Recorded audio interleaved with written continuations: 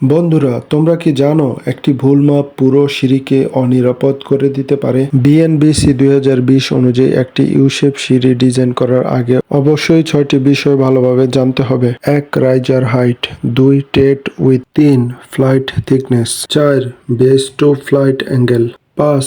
Step width, 6. Landing clearance. সুতরাং বন্ধুরা, এখন আমরা জানবো একটি 12x10 ইউ-শেপ স্টেয়ারকেসের ক্যালকুলেশন কিভাবে করতে হয়। চলো শুরু করা যাক। আমরা দেখতে পাচ্ছি বিল্ডিং এর উচ্চতা 10 ফিট। আমরা এখন 10 ফিটকে 3টি ভাগে ভাগ করে নিব। প্রথম ফ্লাইটের জন্য 3 ফিট 6 ইঞ্চি এবং তৃতীয় ফ্লাইটের জন্য 3 ফিট 6 ইঞ্চি এবং মাঝে যেই দ্বিতীয় ফ্লাইট থাকবে তার জন্য আমরা 3 ফিট নিব। এখন বন্ধুরা, আমরা ফার্স্ট ফ্লাইটের জন্য টোটাল রাইজার বের করব। আমরা জানি টোটাল হাইটকে রাইজার দিয়ে ভাগ দিতে হবে। আমরা ধরে নিয়েছি রাইজার 6 ইঞ্চি, ভাগ দিলে আসছে 60টি রাইজার। টোটাল টেটের জন্য সূত্র আমরা জানি রাইজার -1 আসলো আমাদের 6 টেট। 3 নম্বরে আমরা ফার্স্ট ফ্লাইটের স্টেপ উইথ দেখব। বন্ধুরা, এখানে 6 ফিট আমরা নিয়েছি প্ল্যান থেকে, যার দৈর্ঘ্য 6 ফিট। ক্যালকুলেশন করে আমরা পাই 12 ইঞ্চি টেট উইথ। এবং বন্ধুরা, আমাদের তৃতীয় ফ্লাইটের জন্য সেম টেট এবং রাইজার আসবে। এবং আমরা বন্ধুরা একইভাবে সেকেন্ড ফ্লাইটের জন্য রাইজার সংখ্যা, টেট সংখ্যা এবং উইথ সংখ্যা বের করে নিব।